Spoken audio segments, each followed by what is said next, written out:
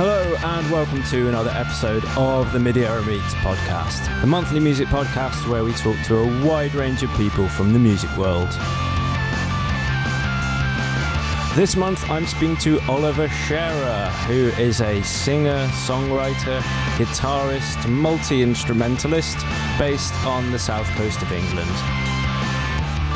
Oliver's released a huge number of records under a number of different aliases, and most recently has started using his own actual name and released an album very recently called I Feel Nothing Most Days. He's got a really cool studio with all sorts of unique musical instruments, from modular to vintage strung instruments, keyboards, pianos, all kinds of things. So it was great to catch up with him. And my first question was about his musical beginnings. I grew up with my mother played the piano, so that's probably what I would have heard first. I have vague memories of pop music on the radio, but my dad particularly listened to Radio 3, so my earliest memories are of him being into Stravinsky, and specifically, I suppose, I think the first thing that I can remember being aware of was Stravinsky's Firebird Suite. But I think it was probably a little bit later on, and I can't remember what age, I discovered that in amongst his classical records he had a Charlie Parker, a Duke Ellington and a Louis Armstrong, and I kind of adopted those. So my first favourite record that I was really into and kind of knew inside out was a record called Festival Session from about 59, 60 by Duke Ellington. Mm-hmm. So it's a late period Duke Ellington record, probably wouldn't be considered his best, but I just thought it was amazing. Still got the same copy. Really, the same one? Yeah, same one. I'd kind of I commandeered it. He obviously hadn't listened to it for years and has never been inclined to listen to it since. He's never missed it. Yeah, I've got it downstairs. It's great, that, isn't it, when you sort of you curate your own collection from your parents' collection. I guess that's what happens to all of us. I guess. I mean, I think that's happening with my daughter to some degree, although she hates what I do and hates a good deal of what I'm into and what I play. But, of course, she's got what she's into from my records. Yeah. And it's very important to hate what your parents do as well, to a certain extent. It seems to be. I know, when I was growing up, it was very important to me to dislike anything they were into. Yeah, absolutely. Yeah. So that would be, the first stuff I got into would have been jazz. But I do remember very specifically one day listening to this one piece, a piece called Cop Out Extension, where a sax player called Paul Gonsalves is just playing chorus after chorus after chorus, hence extension. And suddenly it occurring to me, the bass is doing what Bach does with his left hand. So I must have had that in my background as well, you know, a sort of musical, probably an innate understanding, which you get by osmosis, I suppose. Exactly, yeah. So, and great that you identified that and were able to place it somewhere. Yeah, I'm not. I mean, it makes it sound like I was this kind of prodigy or something. It's not something I'm able to do. I've never done that since. It was this light bulb moment, you know. It's like I think it's like a pattern recognition thing more than anything, which our brains are amazingly good at. So. That's just, you don't choose for those things to happen. It just snaps, and you see a pattern, and you go, "Wow, that's the same," or "That works." That's right. That. Yeah, exactly. That's cool. What sort of thing did your mum play on the piano? Well, classical pieces really. So, Beethoven, Mozart, Für Elisa, and in fact, that piece of music that's on the piano at the moment, my daughter's learning. It's the Bach Prelude Number 1. It's the da da da da da da da that thing. She played that. I learned to play that. That piece of music. That's kind of a sort of legacy piece of music. Absolutely. Or something. Yeah. I tell you what, I even made I did an electronic version of that about 10 years ago probably, which I put out on a 7-inch. Oh, cool. Nice. Yeah, it's interesting. I'm like, my instinct is like, oh, you need to really look after that. You need to like, Yeah. like, for some reason I'm going to want to say laminate it, but that's like the worst thing to do. You know what I mean? Like, it could be. I know. It's got so much heritage in actual a piece of paper. Although that's Yeah, sitting back. there. Oh, okay, I that's Xeroxed it. excellent. Yeah, just in case. Just in case, but it's so it's important bit of music that. Definitely, yeah, yeah. And did your mother do similarly when you were a child? Did she get you playing the piano? Yeah, I had piano lessons. I can't remember from what age. I think I probably got to about grade 5 before I quit. But I also did brass lessons at school. But then 1980, I did a German student exchange thing, school exchange, and there was a guitar under the bed, and so that I was staying in, and then I worked out. I'd seen my cousin play "Here Comes the Sun," and it really impressed me. So I sat and worked out how to do that in Germany in about 1980, and then when I got back, a friend of mine had a guitar that his parents had bought him, and he just didn't want it, and I bought it for £5, and so it went on from there basically. Brilliant! I love those serendipitous moments of like, those things you couldn't have predicted or asked to happen. Yeah. Yeah, that's brilliant. Yeah, because it does, I think, to someone who doesn't play the guitar, it looks and sounds very impressive. Yeah. Because there's a lot of undertones and overtones and things happening musically, but your fingers can accidentally hit the string and it sounds good. So I think when I've learned to play the guitar, I've been like, oh yeah, I could make this. Even just like finger picking the strings makes you sound really, really good, even if you're not. Yeah, that's right. I think that's a fabulous thing about the guitar, actually, is that you can very quickly sound exactly like, your hero or whatever. It might be. Like Green Day, "Time of Your Life," something like that is not a million miles away from anybody. That's right. Just literally picking up the guitar. Exactly. Yeah. Yes, it's fantastic. So would you say that was your, like, is that your instrument? Was that the foundation of your completely. music? I mean, the thing is that I'd had musical theory alongside the piano because I learned in sort of classical style. Mm-hmm. So it was underpinned with music theory, which I'm so grateful for. It's just opened so many doors for me since and continues to do so. Yeah.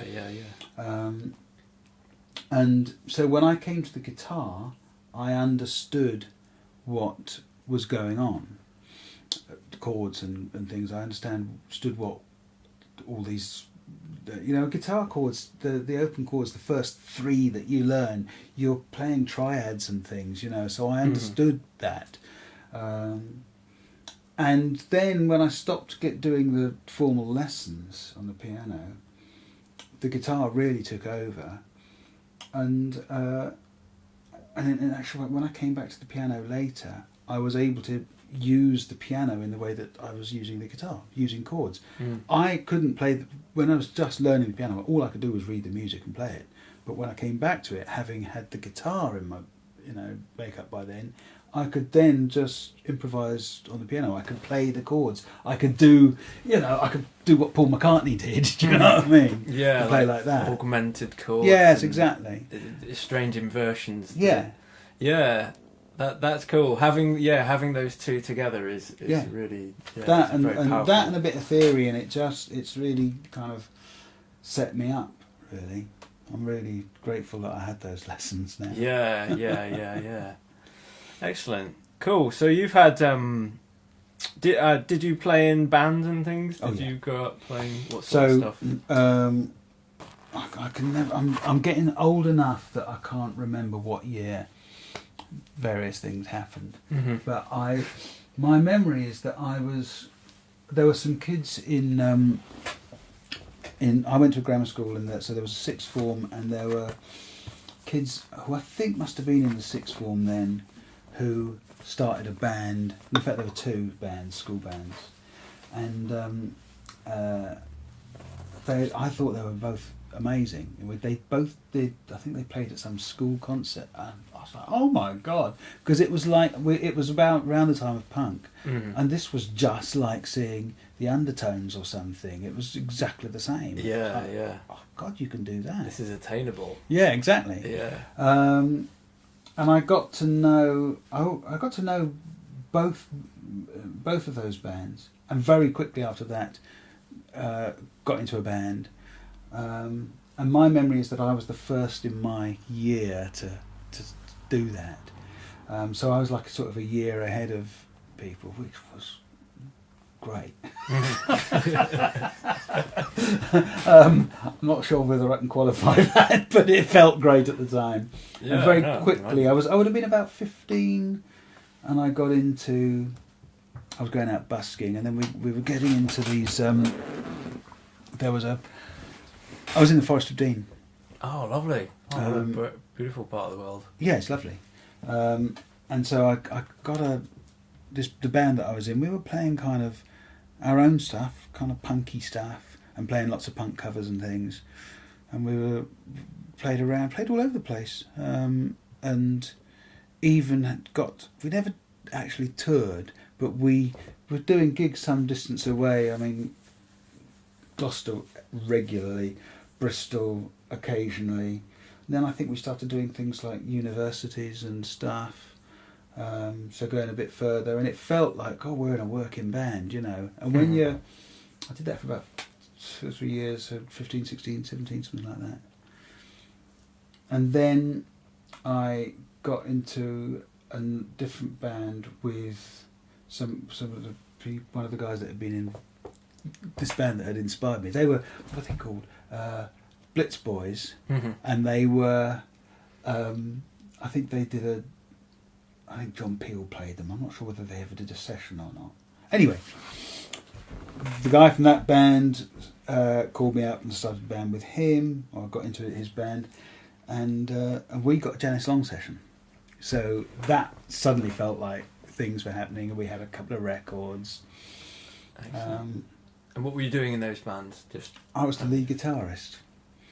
And in fact, weirdly, that band was called Kiss the Blade.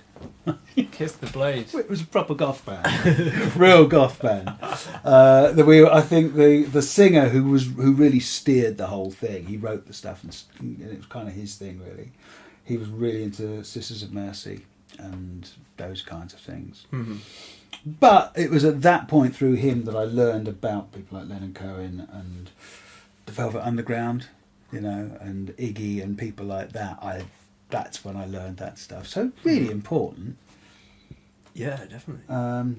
Yeah. Sort of alternative bands that were prominent. Yeah, and I think up to then it had been kind of the Beatles and the Stones and Elvis and stuff, you know. Yeah. It's funny how some people are quite happy to go down that middle line of like the music that's sold to them is what they are into. Yeah. But when you start to go off track or off piste a bit, that's where it gets interesting. Yeah, absolutely. And I think I guess bands like Velvet Underground and Iggy Pop are like sort of gateway drugs to those worlds, aren't they? Completely. So the Velvet Underground opened up all this other stuff that I would probably have been dismissive of. So then I started getting things like the Psychedelic Furs and so on. Do you know what I mean? There'd be all sorts of stuff that I would have been a bit snooty about, probably. So there are always these little turning points, I think. I sort of really had looked up to that guy, the singer of this band, who I'm back in touch with now, actually. Excellent. The wonders of Facebook and so on. That opened windows, if not doors.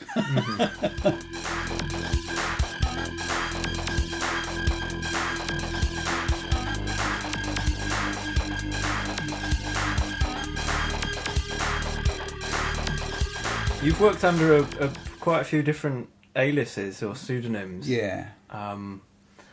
Do you differentiate them in any way? Do you categorise them in a particular way? I think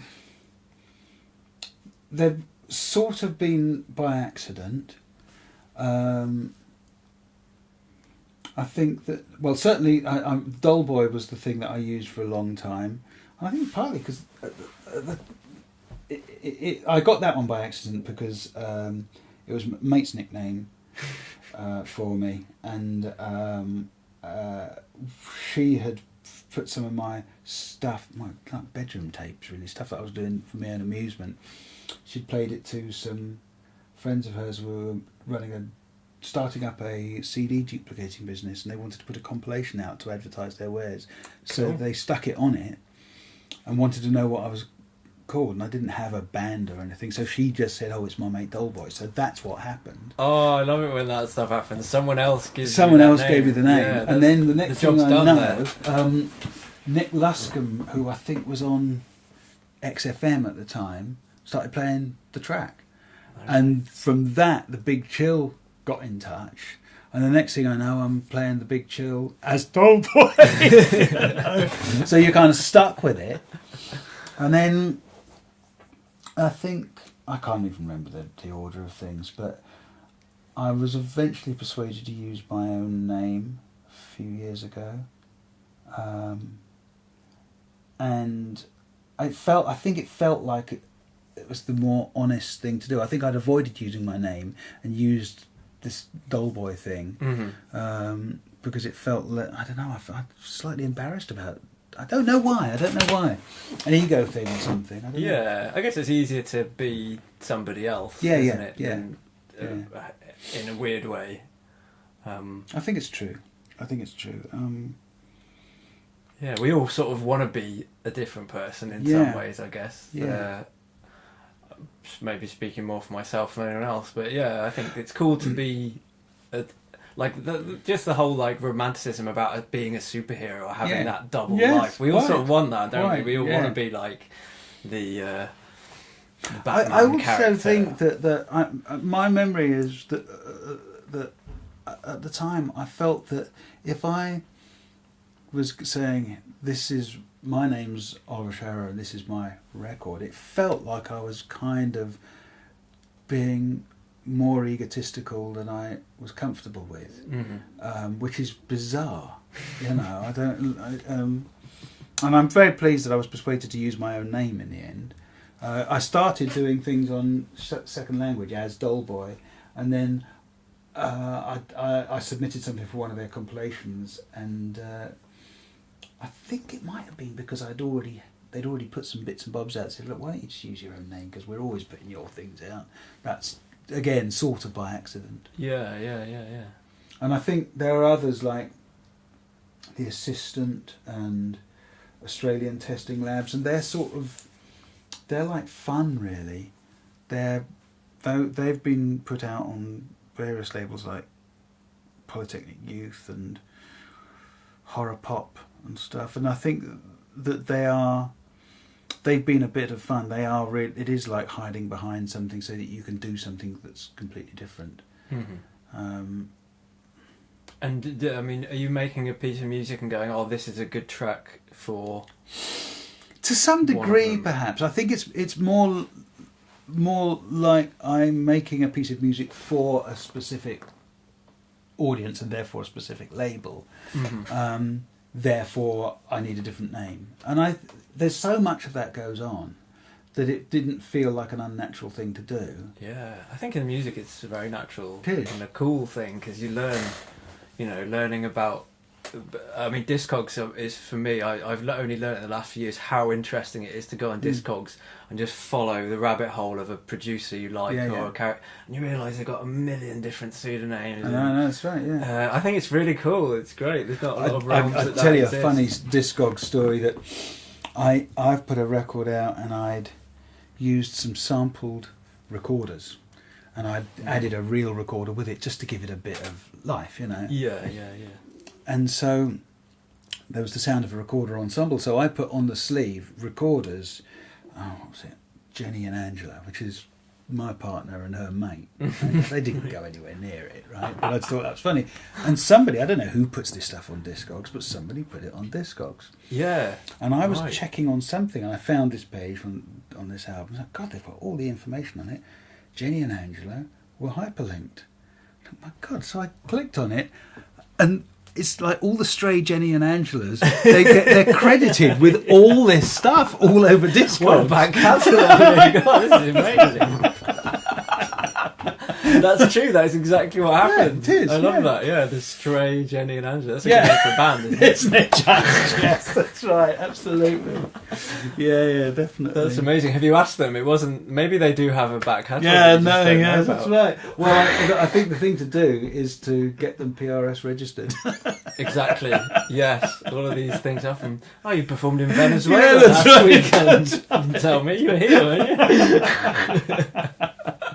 Yeah, it's amazing. Yeah, I love digging around on Discogs. I've found some amazing stuff through there, and I never, as a record collector who's been collecting records for about maybe 20 years, I'd never tapped into this thing of going on Discogs and looking at all of it, because you sort of get the mixer, the producer, the mastering engineer, I know. Everything from every record. So you Yeah. go on these mad little journeys of. Yeah, I've found some really interesting stuff. There's a Terry Riley record that I've only ever heard as a very dodgy digital copy that has digital distortion and everything on it, and I've discovered that there are a couple of versions of it, LP versions, bootlegs, I think, but Right. I've found them via Discogs. Now I've just got to find one that I can afford. But you know, and there was what else did I find recently on there? There was something else. It escapes me. But yeah, I've definitely found things that I've. Oh, I know what it was. It was a Chet Baker record, a late Chet Baker record that he made, improvised in a day, I think, with a German vibraphone player. But the vibes player is kind of bowing it and stuff. And Chet Baker, you know, West Coast, cool jazz, you know what it sounds like. But this is sort of spiky and rather odd. And unlike any other Chet Baker I'd ever heard. Really great record. And that I was from going down the Discogs rabbit hole. Great. Yeah. And well, also that thing that you sort of mentioned there of using an instrument in an unfamiliar way is something that you'd like to do as well, isn't it? Absolutely, like plucked in bowing a plucked, traditionally plucked. Yeah, absolutely. Like that. Well, yes, that came from one session that I did some years ago with a friend of mine, and she said it would be nice to have strings. Well, we didn't have strings, so I took, I think it might even have been that guitar over there, and bowed it and dubbed it up, and so we had a sort of string section. It didn't sound like a string section; it sounded rather odd. Yeah. So I was making this record that was going to be a sort of dark English folky kind of record. And I knew at the beginning that I wanted it to have its own kind of sonic world, its own language. So that's what I did. I just remembered this session we'd done, started using that guitar, because it's got a really radiused neck, radius bridge, so you can sort of play the strings individually with a bow. You try playing most guitars with a bow, they're flat, so it's really hard. You only really get the top one or the bottom one. So then there's a sitar in here, and so I was bowing that. There's that dulcimer thing behind there. It's broken at the moment, but that is particularly good bowed because it's got these really tiny frets on it, and they're so insignificant that they're almost like markers rather than frets. So you can play it in a really kind of glissando way. That was nice. Sounded quite Indian. Excellent. But then my favourite thing is this, because this is just an ordinary zither. Yeah, I love the sound of them. It's so magical. But then what I did was I cut the back out of an old chest of drawers and made this radiused bridge.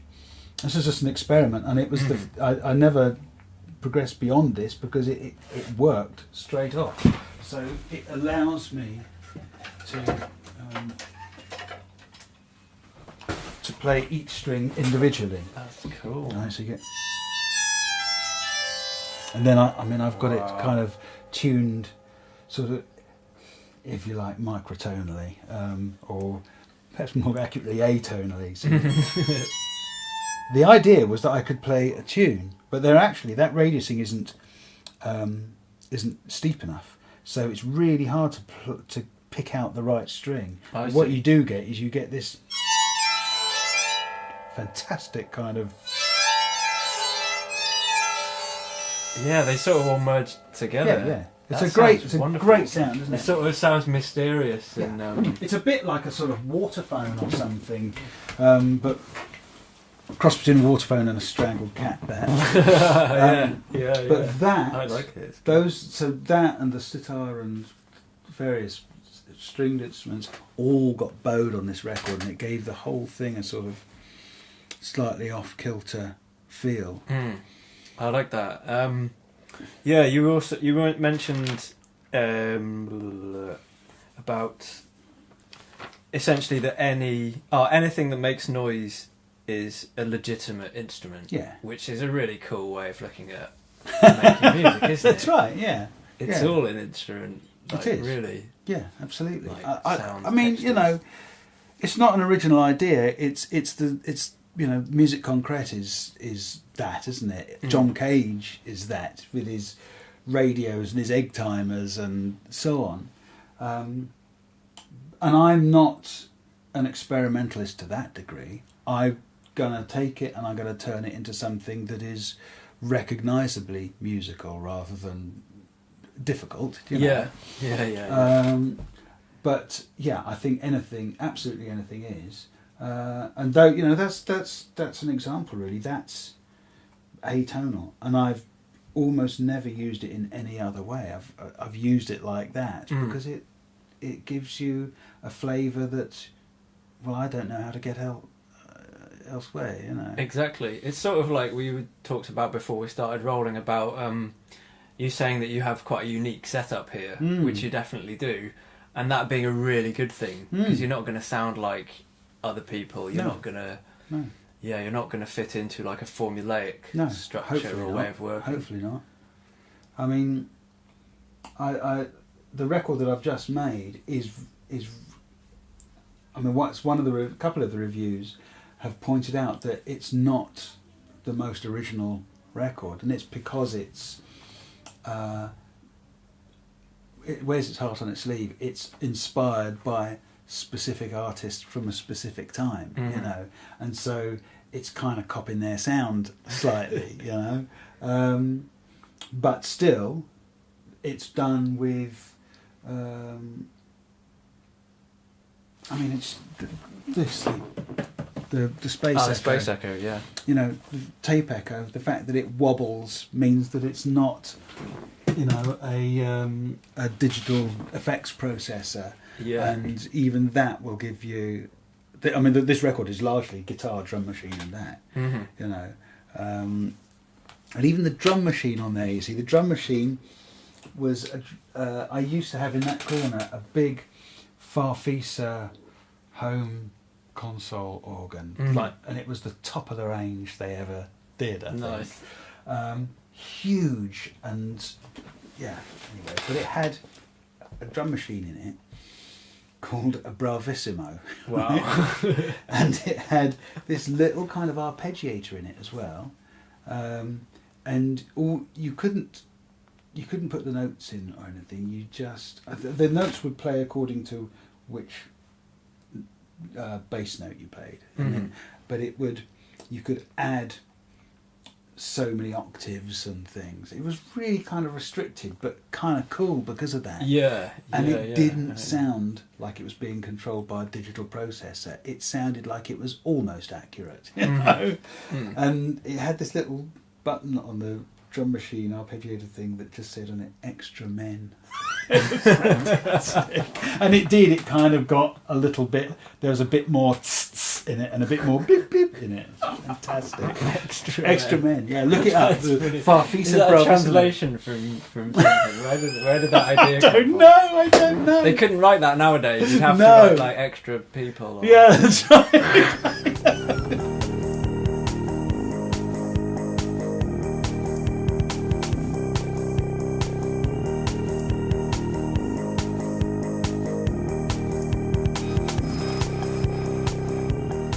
I've really enjoyed listening to your, thank your you, new album thank over you, the last few thank days, you. and on the train here, just to get Fantastic, myself thank really you.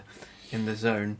Yeah, so there were quite a lot of instruments on that album. I thought it was a CR78 on the album. Was it? Realistically, there are other bits and bobs that I mean I use. I'm not, you know, I mean it's a very analog sounding record, but actually some of the drum machines are samples. And what do I use? The Arturia Spark. Oh, that is such a great hardware software crossover drum machine. I know. I have to, great thing. It's a fabulous thing. Yeah, really, really good. Nice low end. It's like that's exactly what you need a machine to be like. Yeah. Yeah. And there's also things like there's a track on there called Seberg, and it's about watching Abu Dassouf, you know, the French New Wave movie, which has Gene Seberg in it. So that's why it's called Seberg. But because it's called Seberg, I got hold of a sample of a Seberg drum machine. Nice. Spelt differently, but you know, I like the conceit. No, that's cool. That's So like you an probably- intertextuality for the hyper aware. I don't know nobody's going to spot that. You know what I mean? For a start, you'd have to know it was a Seberg drum machine. But somebody might look at the title and then hear the drum machine on it and think, he spelled Seberg wrong. I'd be very pleased. I'm sure there's someone somewhere on the other side of the world who is having that spark hit and go, has he done that? And then, those details are really important, aren't they? I love putting those details the warmth and character within the track that's not just the lyrics, but that's awesome. There's a record that I made that's got it's called Music for Aircooled Motoring, and it's got a picture of a camper van. Like I've got a camper van, and it's got a picture of what looks like my camper van on the front. And after it'd been out a while, I spotted on a VW forum somebody pointed out that it says it's Music for Aircooled Motoring, but it's got a picture of a water-cooled van on the front, which I hadn't spotted. But it's like, oh my god, they're right. Yeah, you're gonna get those people, aren't you? Yeah. You're gonna get them, and so them. you should. You need them. It's fine. It's funny. It's good. Spotters badges. Yeah. It's always good to just say, "Oh, you got the spotters badge." You spotted it. I actually made a video. I have to admit, I made a video recently for a friend that was meant to be promotional for his one of his MIDI devices, and it's motorized switches that you can control via MIDI. Right. And so I've got loads of like percussion things on my table. And so I spent about 2 days working on this video, setting it up, and I recorded it. And I saw him on the Saturday morning, and he was like, "Yeah, it's good. You've got all the motors the wrong way around now." I was like, "Oh, you're joking me!" I spent 2 days, so I've got like 7 or 8 motors, all sending MIDI, like going all on my table. It's all taped down, but the motors were the wrong way around. Oh. So when I was pressing a note off, it was playing. Right. When I was playing a note on, it was pulling back. No. But only the people that really know how to use it are good at. So we had this dilemma, like, is it a good promotional video because actually I'm using it incorrectly? Yeah. But then I could be using it incorrectly because that's like an artistic choice of mine because I want them to hit differently. So we had to go with it. I was like, I'm not doing it again. Yeah. That's life, right? Yeah, and I like everyone I sent it to was like, "Oh, it sounds good." Yeah, and it makes me interested in this thing that he's made. So that's like, that's the bottom job line. Done, the job's done. So yeah, but what I really loved as well is we're still staying on this same subject of using instruments in an unconventional way, but the musical pointillism. Oh, that is brilliant. I love that idea. That's amazing. Well, I'd had this idea years ago, and it kept popping back in my head, and I never got round to doing anything about it. In the end, the technique that I actually used on the record isn't really what I first conceived. It became something that fitted the bill at the time.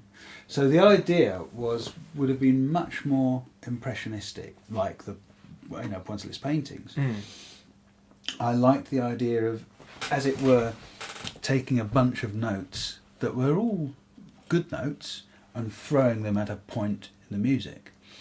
So, you take all the notes of a chord, and at the point where the chord goes, you would throw these notes at it, and they would approximate the chord, and it would give a colour. I see. And I would do it by running. I was going to say the tape. I'm thinking about but I'm a Cubase user. Thinking about using I use Cubase like a tape recorder a lot of the time.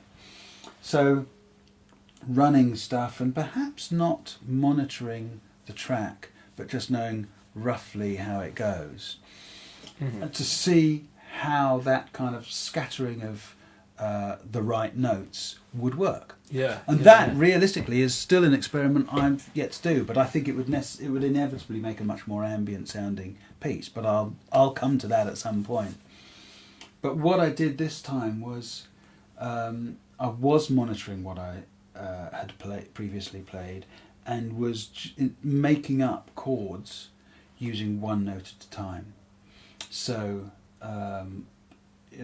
to do it live, I've had to work out the chord, and then I have to pluck in this particular kind of way. So it's all staccato, but yeah. So that's what I did. So there's about 2 or 3 of the tunes on there where the guitar parts are. There's probably 8 or 9 tracks, but they're all just playing one note, and that will bring. Sorry, go on. Well, they were. It was important to me that they were improvised as well. So they would. I knew what the chords were, but I'm improvising lines, as it were, one note at a time.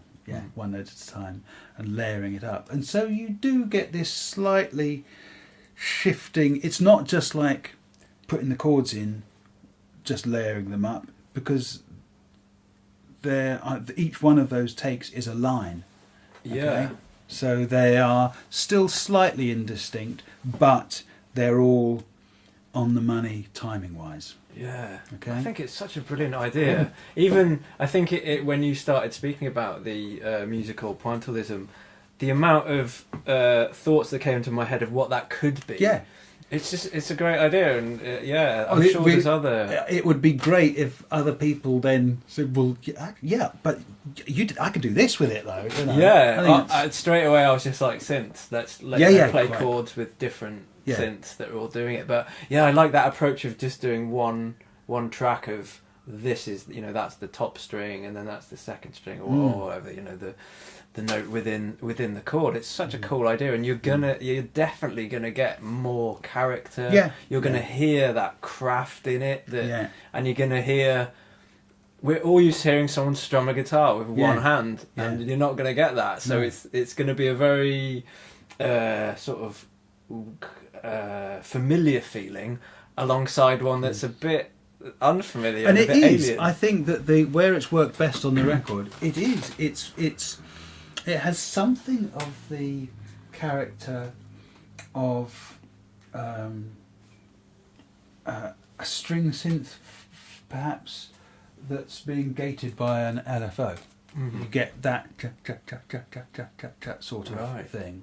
Nice. A bit like the beginning of that Who song, Won't Get Fooled Again. That introduction, I think, is just an organ, but being gated by a ARP. Yeah, I think I spoke to a guy who produced. He's a really good friend of Pete Townsend, and I think it's a guitar sound. Is it? Yeah. Right. Okay. And I was like, really? Is it a guitar? It doesn't sound like it. But when you start gating things like that, it changes the nature of the sound, doesn't it? Quite a lot. Yeah. So, I at its best on that record, that's it sounds a little bit like that, but it's not exactly that. Yeah. So I was very pleased with the way that turned out. I thought, this is good. Brilliant. This is mine. Yeah. And what track is it on? Track did you do that there on? Are, tracks? I think there are 3 where it happens. Obviously, one is called what's it called? Dreadful like this. Hang on. You got enough time to email me the track name and we'll put it. No, but I should know this. Sinners of the World. Okay, cool. That entire track is done like that. Great. Wow. And then there's a track called Earthrise, which I think is probably my favourite instance of it, because it's the most obviously folky sort of track. It almost sounds like a Roy Harper thing or something. And then at the end, it goes into this kind of drum machine, jazz, swinging guitar solo. But I actually mixed this guitar solo part right down, because the more interesting bit was that pointillism thing. So it swells up and is going, and it's all like that. It's all single staccato notes making that up. Nice. And I can't do it live. Need like an animatronic hand. Yeah, it's got 20 fingers. That's right. Exactly. It's a really cool idea, and I think inspiring younger generations to make music. That sort of impedance of the accessibility is what maybe the likes of you and I are used to with older technology. Yeah, that's right. It's cool to have those rules that just switch the scenic route. Yeah. Take the scenic route. Yeah, definitely. Because there's so much that is, I teach DV8. I teach music at DV8, and a lot of these students sort of struggle to make something viable because they haven't got to that stage in their development yet. But then they're using Logic and they just pull some Apple loops onto the stage, and it's instantly got something that sounds like their heroes. Yeah. And I, as a teaching tool, it can be incredibly useful because it gets them to a point where they feel like they're achieving very quickly. Mm-hmm. But it's very easy. Without that stuff, they're completely sunk. Yeah. And you're using somebody else's stuff, and you sound like everybody else. Definitely. If you take the long way round and put this stuff together yourself, chances are you'll have your own quirks in there. Definitely. I totally agree with you on that. We all need quirks. Yeah.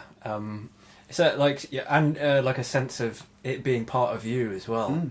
I'm sure when you're making tunes with just loops that are from bought online or whatever, I'm sure you do have a slight sense of accomplishment in some terms of like getting the arrangement right. But yeah, knowing that that's your beat and like you made the snare, you put that reverb on the snare that made that sound good, and that's gratifying, and that's a satisfying part. And I think, isn't it? I mean, one of my hobby horses is I've been saying this for years now, and I will continue to say it. I learned from my partner Jenny, who's she's worked in the NHS. She's an occupational therapist for a long, long time, and she used to run art classes and so on. The greatest value in any art, it has to be to the person who's made it, and it's not necessarily even the sense of achievement and the sense of look what I did. It's the doing it. It's when you're in the zone, as it were. Yeah. There's a psychologist, I think he is, who with an unpronounceable name, who coined the term flow, and it's the thing that an artist who is practicing at a high-ish level, when they're in the zone, and that stuff. And what I'm talking about here, I guess, is making that pointillist record. When that's happening, and it's like yes, that there's no way that anybody can get more out of my record than I did at that moment. Yeah, absolutely. And I think that the talking about the journey or the process, the method, that's not nothing. That's this is possibly the beginning of a much longer conversation, because I think that this is part one. Yeah, okay, part one okay. The idea that we make music make records in order to sell them and make lots of money, and that there is some level of celebrity and hero worship and all that stuff, the model for rock and roll since Elvis, I think is possibly in danger of being on its last legs. And in a way I hope so. We have the potential with the digital stuff to be much more, as it were, local. And by local I don't mean, your hometown. Farmers markets. No. I'm talking about your niche, your network. Yeah. So if I make records, at the moment they are physical, but they don't have to be. And there are huge numbers of people, some of my students do this, who don't make physical records, they make files, and they go up on SoundCloud and YouTube and whatever the kids are using, and I don't know. And they get their 10,000 followers or whatever it might be. I have a student who's 15 and has 10,000 followers of his stuff. That's nice. That's good. But he exists in a network where that's going on, and I don't know, maybe there are ways they can monetize what they do, but actually that's clearly not the point to him. And it seems increasingly the case that kids particularly are getting music by their peers, and that's the end result. That doesn't have to go bigger than that. That doesn't have to be touring stadiums. That's as far as it needs to go. Yeah. And I quite like the idea of that sort of globally local music made by the people that consume it. Yeah, definitely. I don't know whether we're going there, but it feels like we might be.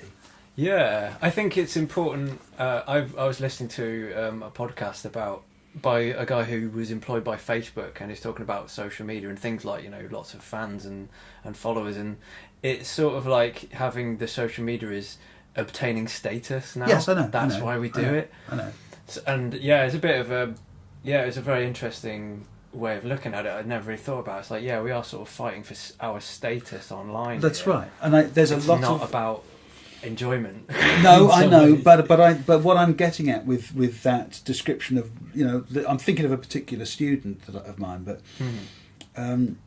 what I'm thinking is not so much that he has his 10,000 followers, but that he is part of a network who appreciate him and who are producing work that he appreciates. They're swapping ideas. He's seeing somebody's done this thing. I could do that. I could do that better, maybe. It feels to me like in a way a much more healthy approach to making music. Like a microcosm. Happening. So I didn't mean to like. No. But that is a part of it. Just dropped in something that I heard yesterday. No, but but the thing is, it is related, and I think that my generation are very dismissive quite often of the Facebook generation because you're just it's curating your diary, or you're just chasing likes and status and so on.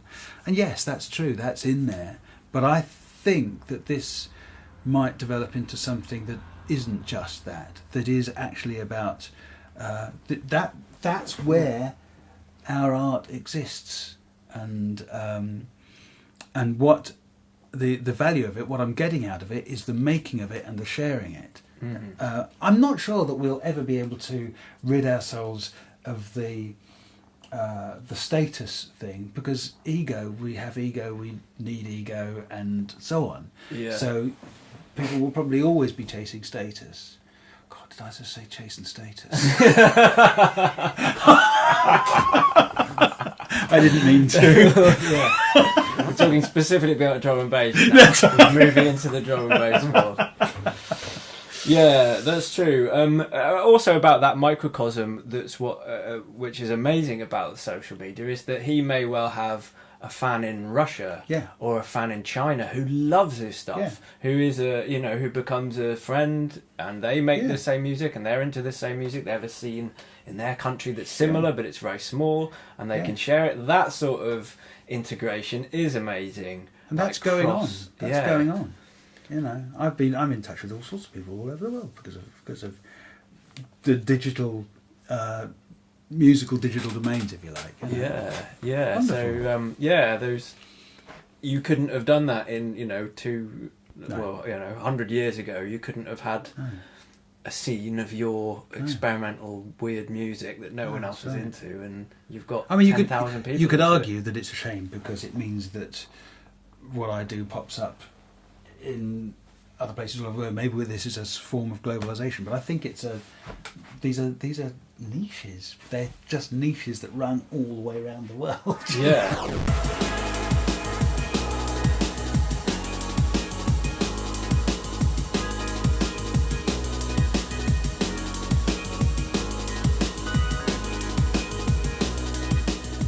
Yeah, so you teach music in the college, Mm-hmm. and you also in a record shop. Yes, that's right. Yeah. Well, the record shop was owned by two guys. They ran it for about 8 years in Bexhill, and then I think the landlord put the rent up, and it was kind of not really viable. They weren't making enough money to make it viable, and I think one of the partners just thought, you know what, I've had enough of this. So the remaining partner, Dell, was made an offer by the Delaware Pavilion. Delaware Pavilion, I think, thought, we can't afford to lose this record shop. This record shop brings people into our building, you know. Mm-hmm. So they made him an offer, but he didn't want to do it on his own. And I had just about enough money to be able to sort of buy in. So it's now owned by the pair of us. He's the brains. He knows how to run record shops. I'm just an enthusiast. And I'm part of the team, as it were. Mm-hmm. But yeah, we co-own it, and we kind of split the manning of it. And I work 3 days a week, and it's fabulous. And do you have like a specialism? Is there something that's your sound? Dell has a particularly his taste is for to put it simply, I suppose, Americana. But that's not quite fair. That suggests a particular bent, I suppose. But he's got much broader taste than that. But because of that, and because of the kind of people that he's invited in to do in-stores and things, we have a particular clientele who go for, what would it be? Things like Sharon Van Etten and oh wow, love her that stuff. sort of end of things. But so they've always done in-stores, and I did. I know them basically because the moment they opened, I thought, right, let's see if I can get a gig on Record Store Day. And I've ended up being the kind of their sound man for the in-store shows and that. Excellent. But since we've opened up at the Delaware Pavilion, we've got a room that can with a capacity of 200. So the in-stores have been amazing. That's brilliant. So we've had, what was her name? Carson McCone, I think, was the first one. She was great, kind of Texan country music. Brilliant. And then we had Yak. Do you know Yak? Definitely heard them on Mark Riley's show. Yeah. 3-piece kind of psychedelic rock band from London, and they were amazing. They were an hour and 20 minutes late because their van broke down. They walked in with their instruments, and it seemed within 10 minutes we're just rocking the place. Nice. And it was proper flicking the noisy. switch. Yeah, it's just brilliant. Awesome. And they came in, they did that, and they sold 50 copies of their LP. That's perfect. Which is just great. I think they were knocked out by that. Lucy Rose, do you know Lucy Rose? Ever come across her? I don't know Lucy Rose. I can't remember who she used to play with. Bombay Bicycle Club or somebody, I think. Mm-hmm. She did a great show. It's awesome that we have record shop gigs in record shops. It's such a unifying experience, isn't it? Fabulous. To have that physical format and the real thing happening that connects the two. And people come. We for Lucy Rose and Yak, I don't know how many we had, but it must have been close to 200 in there for that. There aren't many record shops you can get 200 people. Yeah, and the records as well. And the records as well. That's right. Yeah.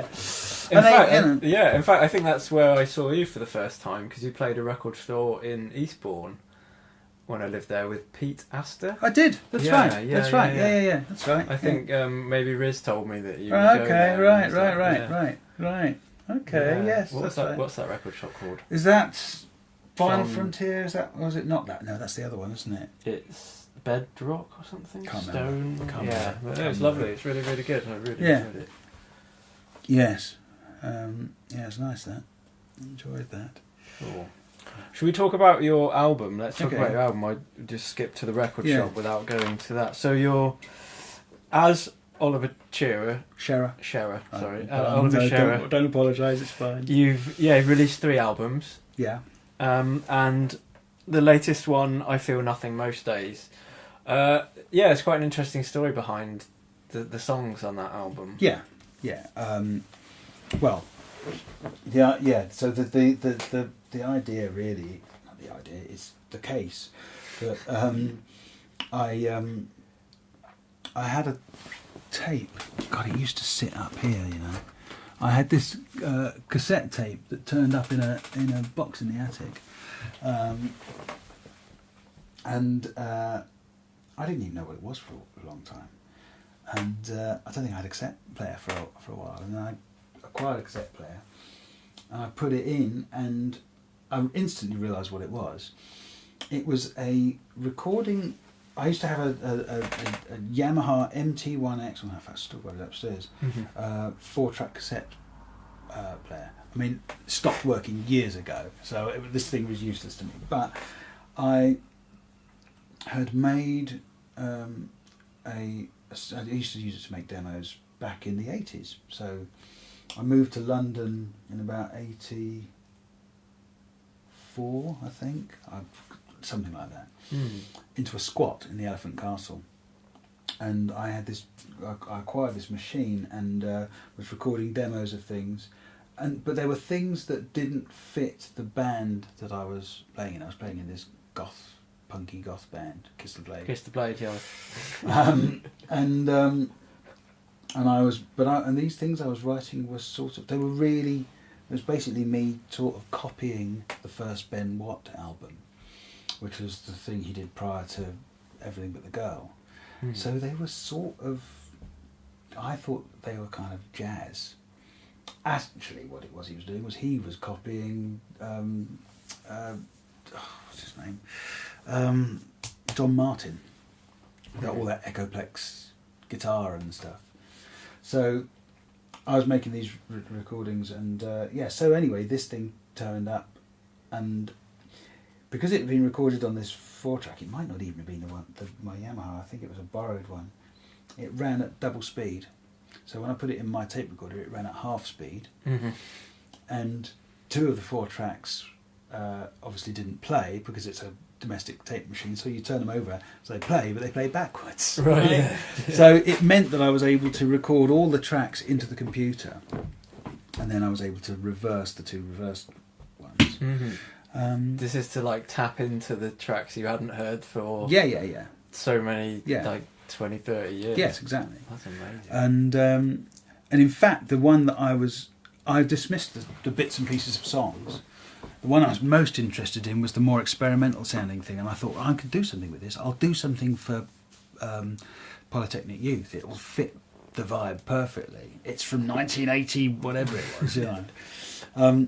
And what it was a drum machine which was so slowed down that I couldn't work out what it was. I couldn't remember what machine I'd borrowed at the time.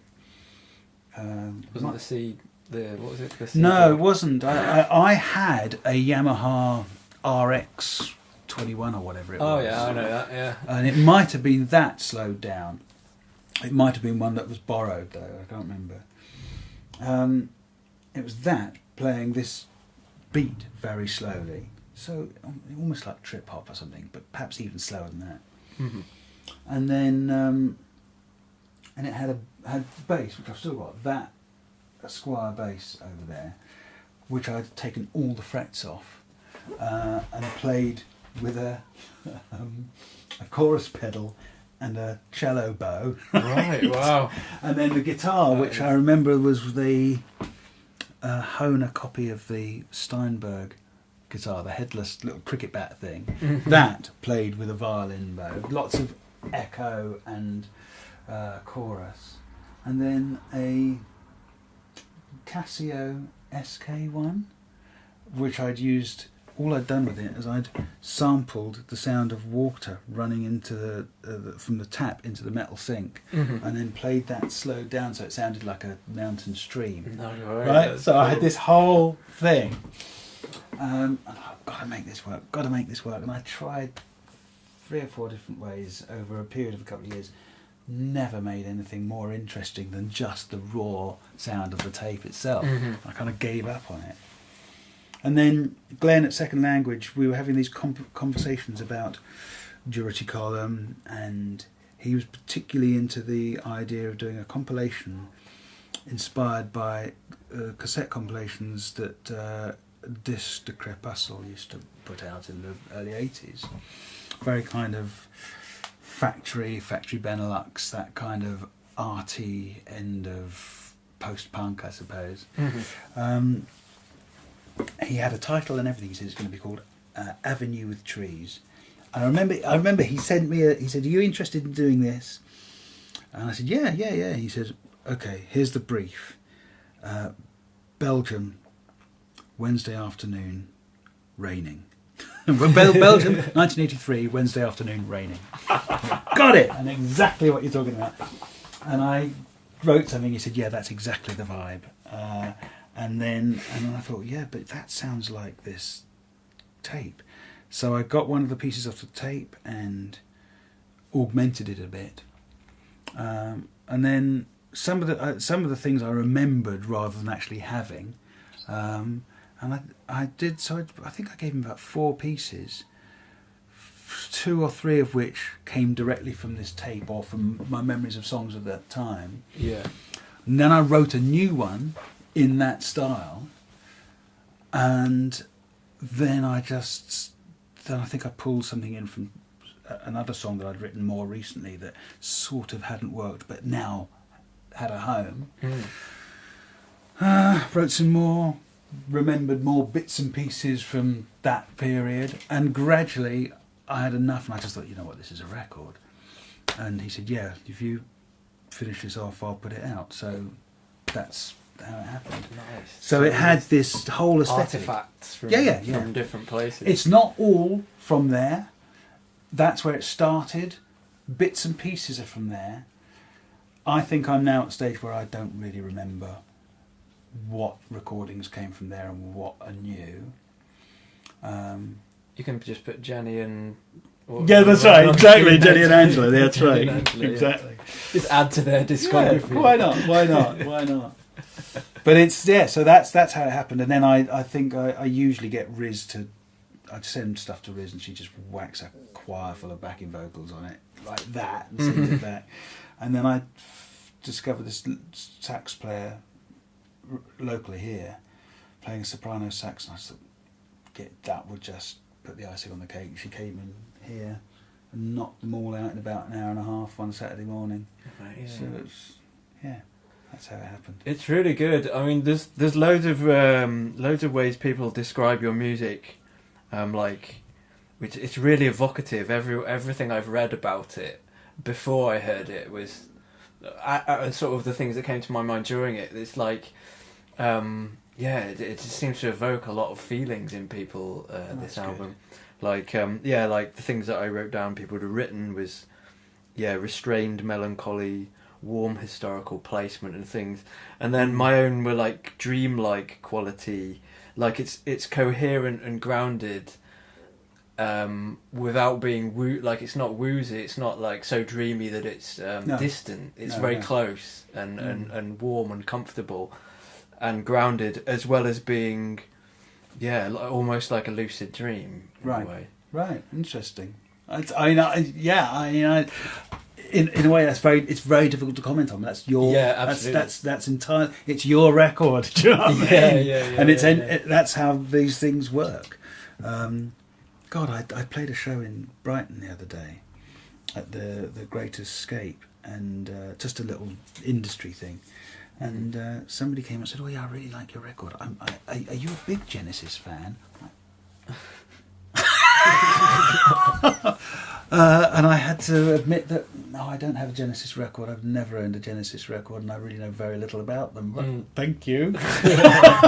So did you say, no, I just listen to techno all day. That's right. 160 beats per minute techno. Can't you hear it? Can't you hear that influence? Really odd. Very strange. Yeah, I guess it all means different things to different people. But yeah, I love the texture of what you created and the sort of the tapestry of sounds, like layers of instruments and well, texture realistically, there's not a huge amount on there. It's that guitar. There's a guitar that I've got a Fender Strat in there. All either going through that little, mostly through that Vox amp, I think, and everything's pretty much got that on it. I think Space Echo, yeah, good. I didn't. I didn't make myself a manifesto, but I kind of had in my head the idea that I'm going to finish off this record that I started making in 1983 or whatever it is, and this is the equipment I would have had. Now, I don't think I didn't have a Fender then, but I would have loved one. Yeah. I had one within a couple of years, and I'm not sure I had a tape echo, but I certainly had an echo box. But they are. So I wasn't deliberately restricting my palette. It's just that I felt that this is the flavour of this record, this equipment. So there's actually not much more on it than that. And the saxophone, a little Fender Rhodes, but I guess it's the way you put this stuff together. It's the layering up, isn't it? And, yeah, absolutely. And the combination of those things, because people will hear things that aren't even there. Yeah, I'm sure. Like a lot of time, and I'll do it in the studio. I'll be listening to something and go, what is that sound that I've made in there? I haven't done that. Yeah. And then you strip away all the elements and you can't hear it again. No, but when the layers just add something. Absolutely. Yeah. And the harmonics. Good. What do you do aside from music that brings you joy and like a place that you go that you like to go to that's not related to these synths and the guitars and things? What do you like to do otherwise? Well, I think the older I get, and I am getting quite old now, the more important this stuff is to me. But of course, I've got family, so family life's really important. At the moment, I've been doing too much work. I've been working with the record shop and teaching, and I'm pretty much sort of more or less 6 days a week, and that's got to change. So I'm going to half quit the teaching at the end of the academic year. But the things that I like doing, I like doing things. I love going to charity shops with my family. We're all charity shop heads, you know. Me too, yeah. And look, see those two guitars there, both from charity shops within 2 weeks of each other. Wow. That's a 1967 Seberg Yairi, which is probably worth about 500 quid. Wow. And this was made by a guy who's still alive, I think, lived in 1974. In Worthing, he made about 20 of them. And they sold in 1974 for 450 quid. Nice. And I got them from charity shop for 12 and 15. That's good, isn't it? That's the charity shop gold. That gives me joy. Yeah. And I love going places. I like going on holiday with my family. We've got a camper van. I love France. Being in the camper van. We've not done France yet. We did Holland. Driving around. And getting in the Mediterranean and eating French food and drinking French wine and so on. Those, they're simple things. They're not very exciting. They're they're very basic. Those family things are incredible. Having the freedom of let's go anywhere. Where do you want to go? And pulling up somewhere. That's amazing. I love it. I absolutely love it. And then stuff like.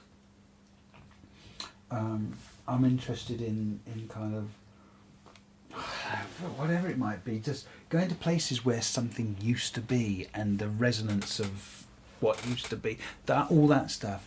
Go, driving around and spotting something in a field, and me and my partner both get something out. That sounds a bit vague, I know. No, I know exactly what you mean. Yeah, I'm a cyclist, and I'm always doing that. Like, what's that up there? Wow. Just go and it's part of this whole kind of. I don't know who coined the term psychogeography. I've got an idea that it was Will Self, but that movement, if you like, partly the hauntology thing and psychogeographic thing, I think it's made lots of people like me interested in those sorts of things, industrial ghosts and all that stuff. Yeah, the relics. Yeah, sort of intangible relics. Yeah, of things. Yeah. Yeah. That was going to be one of my questions. I did, so you've sort of answered that one there about psychogeographic stuff, because it's not something I've read before or heard of, but I know exactly what it is. And, but hauntology is something I'm familiar with, it's things like the thought process thing that happened at New Haven. Those are all sort of. Wish I'd got on that. Yeah, you should play. Yeah, I think Riz was talking. I think she told me about it. Or we would think. Well, there's a thing that I do with Riz and a couple of others, which is the non-blank, which is where we do these live improvised soundtracks to movies. And we use, I'll use that alongside that. Okay. Just for the purposes of the people listening, that's a Edwardian dulcitone, which is essentially a keyboard that plays tuning forks, and this is my modular Eurorack modular synthesizer. Yeah, wow, you couldn't be more contrasting, but there's a fusion that happens there. Completely. And we've my neighbour who lives almost in my garden, Darren, he plays keys for Steve Mason. And he's an amazing keyboard player, and he is more often than not he plays piano. Sometimes he brings a vibraphone, sometimes a synth as well, and then we've got Riz with her box of tricks and her voice and flute and so on, and my mate Jack plays with everybody. He usually plays a lap steel and a violin. So it's a real kind of mishmash of stuff, but yeah, lovely. Seat of your pants stuff, playing, just improvising for a movie. It's like, I love it. Excellent. Do you have any of those coming up? Are there any? No, the last one we did was probably the most successful. We did Hitchcock's The Birds. I mean, generally people do sort of silent classics because they're silent. They haven't got a soundtrack. But Birds doesn't have a tonal score. It's just got this. Bird noises and synthy birds. Yeah, exactly. Yeah. So we just made a score up so we could have the whole dialogue and everything. It's brilliant. Amazing. And because it's the Birds and everybody's heard of it, we had a decent audience. Brilliant. Well, I look forward to the next one of them. I'll certainly come along. Okay. I'll let you know. Cool. Well, thank you very much for talking to me. It's been really good to speak to you. Really enjoyed it. Yeah. Good luck with everything. Cheers. Well, what an excellent end to the interview that was. Very professional. Yeah, I really enjoyed speaking to Ollie. He's a lovely guy. As you could probably hear, we got on really well, and we had a lot of stuff to talk about. So much so that we felt that maybe there's going to be a second interview sometime, because we were a little bit short on time there. I love his approach to making music. I love the diversity of the instruments that he has, and also like the customization that he does to them to bring his own unique sound to music, which is what it's all about, really, isn't it? Nobody wants to sound like everyone else. Okay, next month, I do know who I'm talking to next month. I'm talking to a live performer and singer who is out of this world, I think it's fair to say. She's definitely one of the best live performers I've ever seen in my life. Totally captivates the audience in a very, very unique way. So I'm really excited to bring that one next month.